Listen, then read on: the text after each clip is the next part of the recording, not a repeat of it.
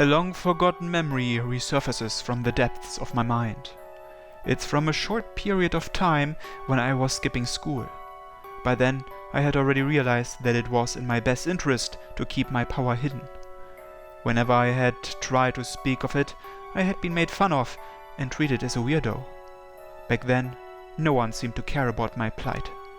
So the easiest thing for me to do was hide my true self in order to avoid standing out. But one day, I caught a cold and had to stay home from school. Luckily, my fever went down after a single day. But for the next day and the day after that, I continued to stay home. Unbeknownst to me, parts of my heart had already begun wearing down. Yet my dad didn't treat me any differently. While I played hooky, he'd tell me countless stories of how much fun he had back when he was a student, laughing all the while. He never scolded me. I ended up taking advantage of his kindness to avoid school. But by the time I'd had 5 days off from school, including the weekend, the guilt I felt from skipping was too much for me to handle. I decided then that I would go to school the next day. I had made up my mind. However, things didn't go so simply.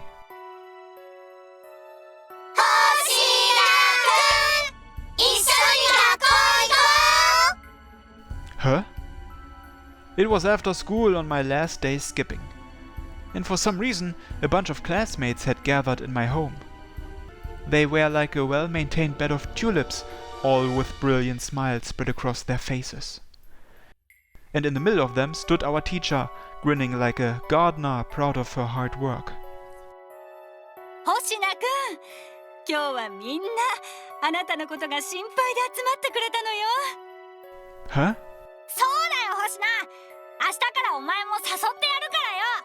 星名くんとはあんまり話したことないけど、いなくなったら寂しいよ。だから明日は一緒に学校へ行こう。Huh? さん、はい。一緒に学校へ行こう。At that moment, I was assailed by violent nausea, the likes of which I'd never felt before. Gross, gross, gross! Their warm and tender kindness, their beaming smiles. It was like I was looking at a Picasso through a fisheye lens, the contradictory nature of it all melting together. Everyone had warped together into a giant monster, wrenching my mouth open. That thick, cold stew poured down my throat, making me want to heave. This is no metaphor. Thanks to my power, it had felt as real as any actual stew. The nausea was so intense that it had nearly brought on an existential crisis, and yet Thank you, everyone. I desperately forced a smile. I knew how much worse it would get if I turned them down, like tasteless clay was being forced into my mouth. I could hardly let myself throw up there. If I had, I never would have been able to go to school again. Even more horror would have awaited me. That was no metaphor either, so I'll come back to school tomorrow. And then it happened. Like I was being rewarded for giving a correct answer, a delicious, sweet nectar satisfied my mouth. そうよ、星名くん。学校は素晴らしいところなの。お勉強だけじゃない。みんなと一緒にいろんなことを学べる場所なのよ。Yeah. By doing what everyone else wanted, I received a wonderful reward. But the punishment for going against their wishes would have been unbelievably awful. That's one thing I had learned. じゃあ明日、星名も入れてサッカーしようぜ。Sure. Haha. My sense of self had begun to fade away. My feelings and will mattered not in the face of the collective animal that was my peers. Never declining and always doing what everyone else wanted makes everything so much easier. Not thinking for myself makes everything so much easier. よかった。星名くんが来てくれるなんて嬉しいな。Hahaha. Being in a dream gives me a commanding view. I can see myself with eyes like a dead fish. I doubt that was all it took to open the hole in my heart. But events like this were what caused it to grow, little by little.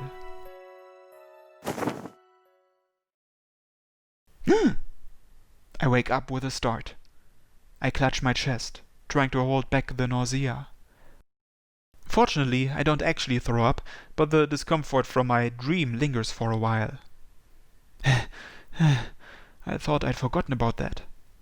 The event certainly left an impression on me, but similar things have happened countless times since then.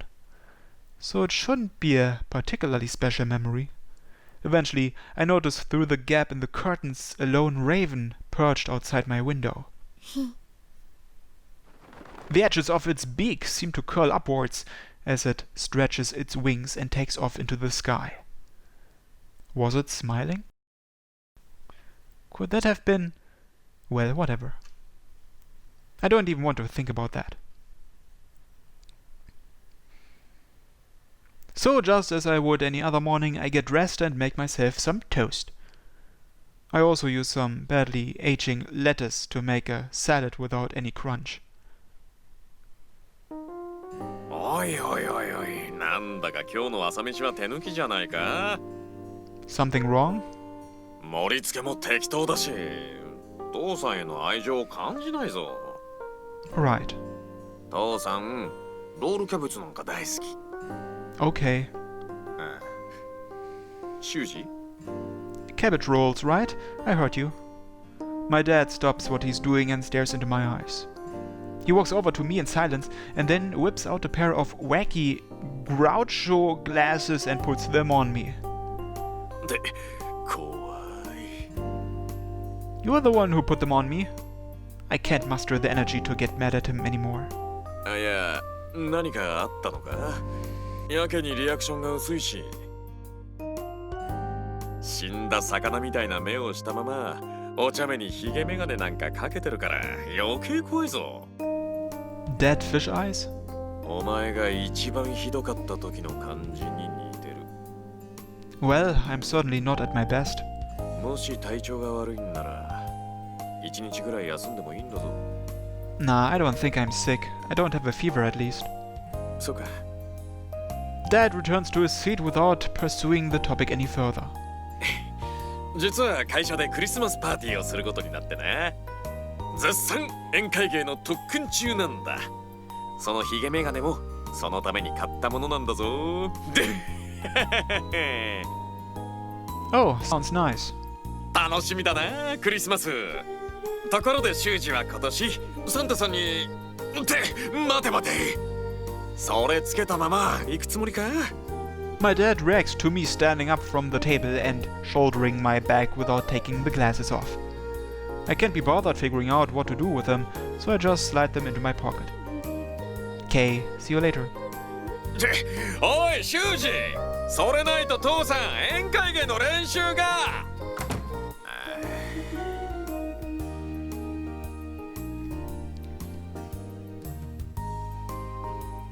おう、修二、遅かってどうしたお前？ちょっと前の星名みたいになってるよ。死んだフィッシュモード。 The moment I get to class, Kaido and Kadia repeat almost the same crap my dad said. 徹夜でゲームでもしたか？いや、にしたって広すぎるか。むしろ死の恐怖で一夜にして変貌しちゃった人みたい。 Do I really look that bad? 自覚なし？重症だな。素直に学院休んだ方がいいレベルだぞ。I don't have a fever or a cough or anything.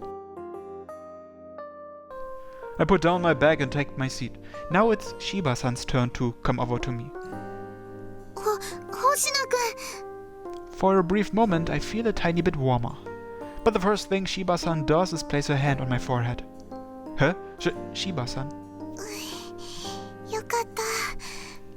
熱はないみたいだけど、気分悪い？ Yeah, I'm not sick. だったらひょっとして星名くんの力とか？ Nah, not that either. Guess she came to that conclusion since we spoke about it yesterday. Why am I like this though? まさかこれは綾地さん、わかるの？いえ、昔の星名くんのようになっているんですよね。そうだけど。なるほど。だったらシーバさんはあまり近づきすぎない方がいいかもしれません。けどどういうこと？はーい、出血取るぞ。どうした？ The teacher arrives. Nobody currently surrounding me moves.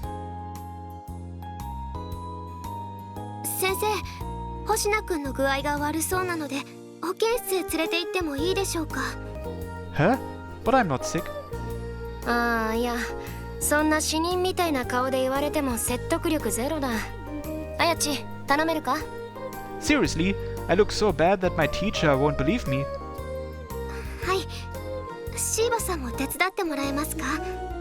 ただし、あまり近づきすぎないで。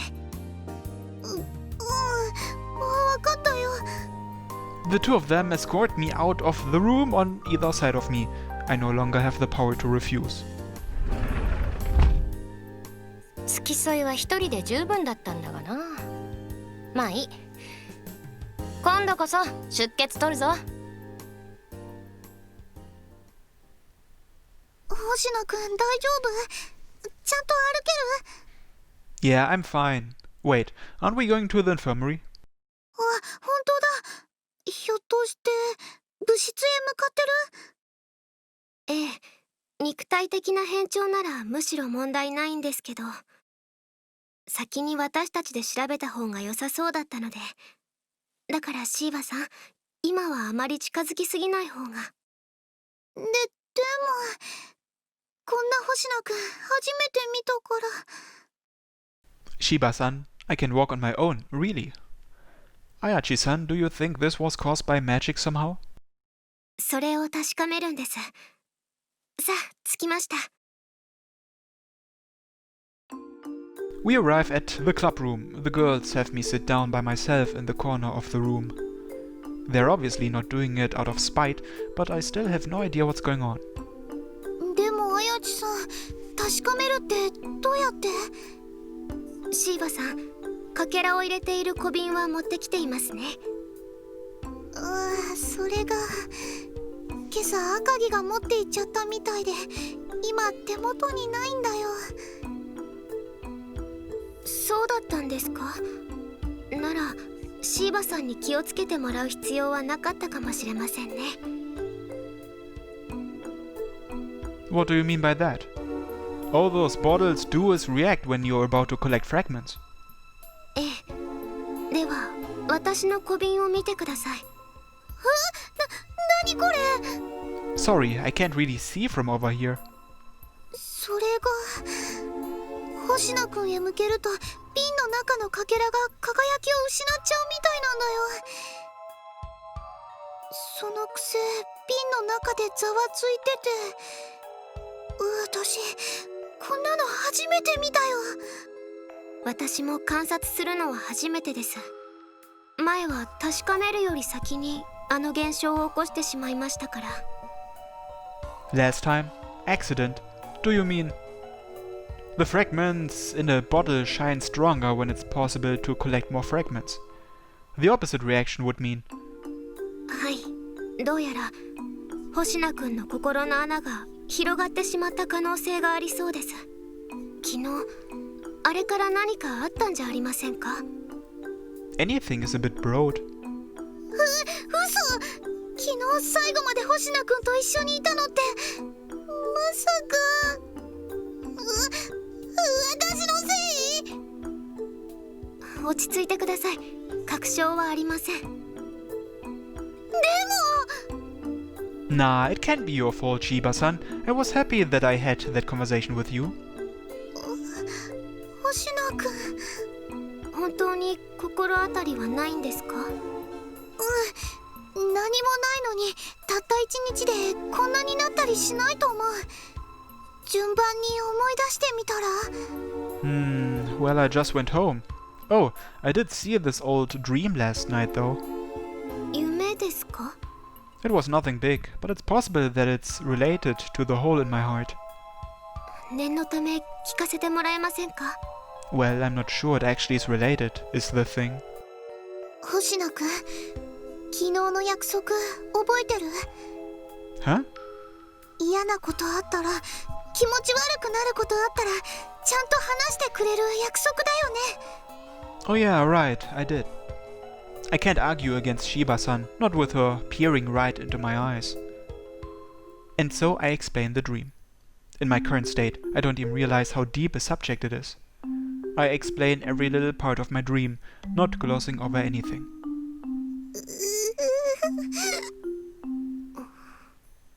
Well, I mean, that happened a long time ago, and that kind of thing happened all the time, so... 小さい頃からずっと一人でそんな思いしてきたってことだよね。 A heavy discomfort settles in my stomach. I almost want to get up and run away. But there is something different about Shiba-san from most people. 星野くんの心の穴、なんとか埋められないかな。なんとか埋めてあげないと。思い出すたび、こんな風になっちゃうなんて。 Well, it was getting filled in gradually. I find it hard to believe one little dream could have widened it so much, not after all this time, probably. じゃあ、一体何が原因なんだろう。とにかく、七尾に相談してみましょう。 Ayachi-san takes out her phone. その必要はないのじゃ。 A voice echoes through the room, followed by a loud thud and the violent shaking of one of the room's windows. What the? 何か黒いものがぶつかったようですが。赤城、大丈夫？赤城！ Shiba-san opens the window and brings inside the black raven, its eyes once again spinning comically. A puff of smoke surrounds the bird, and out of it comes Akagi in her human form.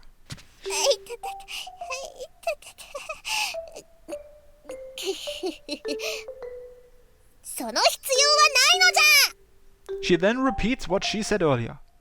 Oh yeah, didn't I get a glimpse of her this morning? もしもし、七尾ですか？必要ないと言っておるのじゃ。 Akagi somehow manages to snatch Ayachi-san's phone away from her. 赤城、人のものを取ったりしたらメンだよ。やかましい。少し借りるだけじゃ。七尾か？なんだ、赤城か。用がないなら切るが。待って待って、いきなり切るやつがあるか。必要ないと言ったのはお前だろう。お前にも聞かせてやろうと思ったのじゃ。めんどくさいやつだな。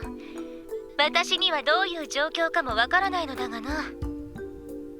昨日、星名とかいう小僧は心に穴が開いていると聞いた。そこにお前の魔女が集めたかけらが吸収されたんじゃったな。それがどうかしたのか。ようやく興味が湧いたようじゃな。 Akagi speaks in an arrogant tone. こっちは人間などには同情せぬ。そんなものは出来損ないのアルプのすることじゃ。そこに回収可能なかけらがあれば回収するまでじゃ。赤城、何を話してるの？ Akagi grins triumphantly as she thrusts out a small bottle.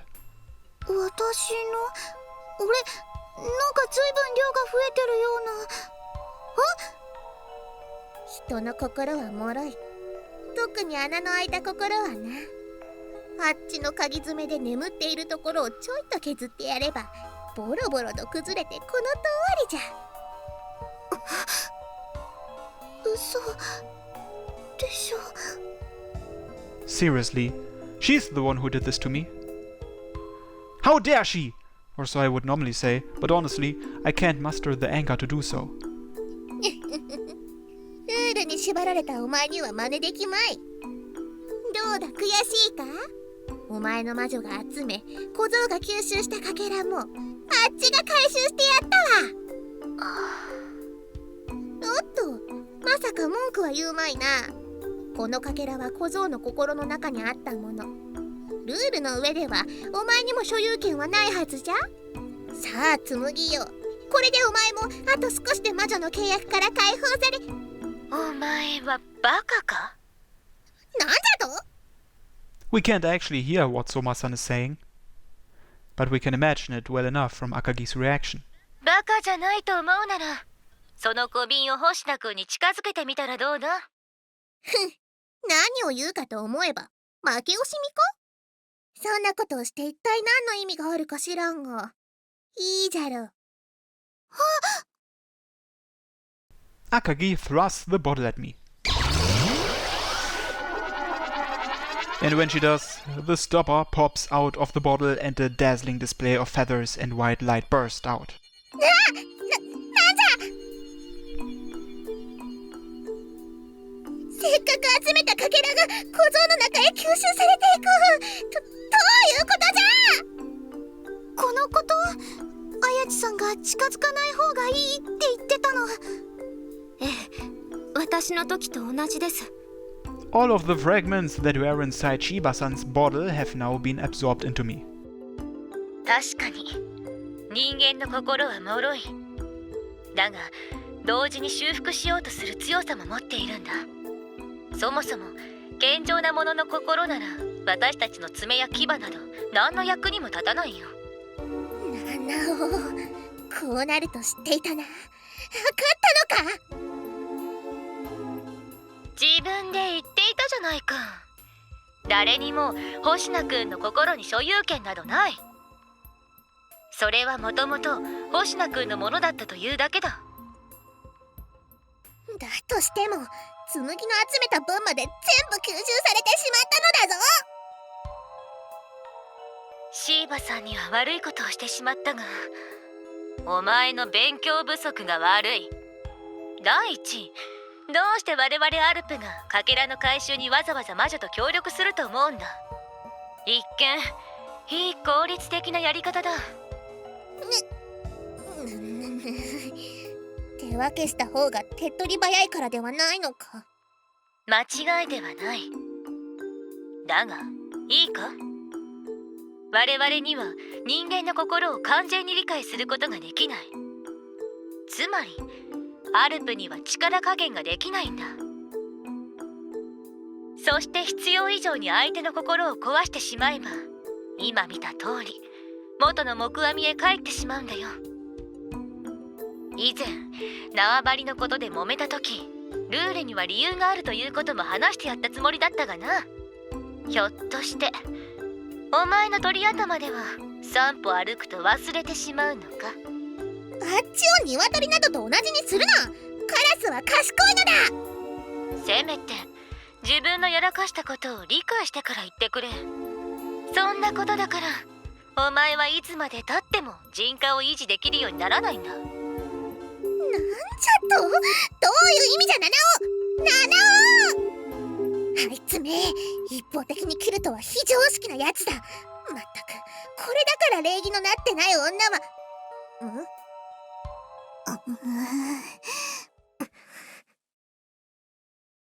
Thanks to all the fragments I've absorbed, I'm back to my usual self.